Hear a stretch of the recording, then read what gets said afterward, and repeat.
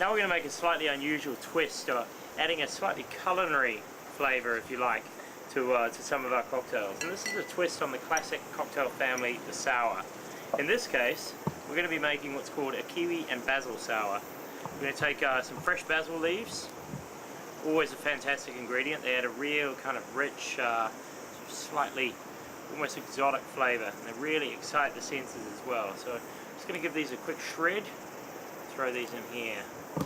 In the meantime, what we're going to need, first of all, sour is a very, very old-fashioned family of drinks, and traditionally involves both lemon juice and sugar, and quite often egg white as well. Don't let that put you off as well.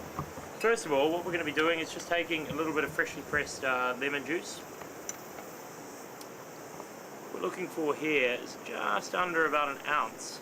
Right, and then we're going to put just slightly less of that of sugar syrup. Now, of course, in the great tradition of TV chefs, I can say that here's some sugar syrup I've prepared earlier. Right, just going to add a little balance of that. What we're looking for there is about 2/3 of an ounce, so just slightly less than the amount of lemon juice that we've used.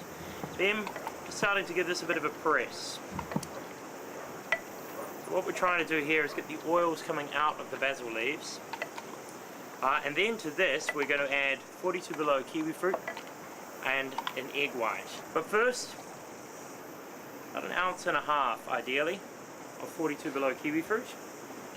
Now, when you're using egg whites, there are a few things to bear in mind. Obviously, they can sometimes contain diseases like salmonella, but what that means typically is that most bars are required to use pasteurized egg whites. Those rules don't apply to you when you're making drinks at home. However, there are a few things you should bear in mind. The first is, even if not for you, at least for the chickens, try and use free-range eggs. Their taste is much better, the quality of the protein is far more enjoyable, and at least you know the chickens have lived in conditions which aren't completely miserable. Then when you're cracking it open, always put it into a separate ingredient, a separate shaker from what you've already been using. That way, just in case you lose any shell, you lose any yolk, all you're going to be throwing away is an egg, instead of getting rid of an entire glass. Now, the very, very simple, easy ways to do this. Most classic, obviously, is just to twist it. If you're by a sink when making this, then the easiest way probably is just to run the egg, pour the egg through your hands, and your fingers will actually catch the yolk and let all of the egg white go through. As always, we want a chilled cocktail glass. A little bit of sparkling water and ice is probably the easiest way to bring the temperature of the glass down to something nice and cold. In the meantime, I'm going to ice this glass first and add my egg white last. That way, sometimes the alcohol and the ice can have an effect on the egg whites. You want to keep them separate for as long as possible. So now the mixture is iced.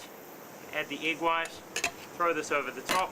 And because of the egg white, what it's going to do, the reason we put egg white in is it adds a really kind of lovely fluffy texture. It's not an essential ingredient. You can leave it out if for any reason you'd rather not be eating egg white or drinking egg white, but it does add a really fantastic fluffy texture.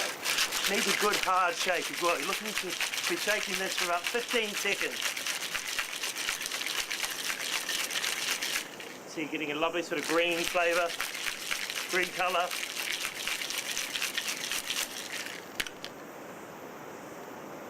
And also the drink should become very, very sort of lively and very, very frothy.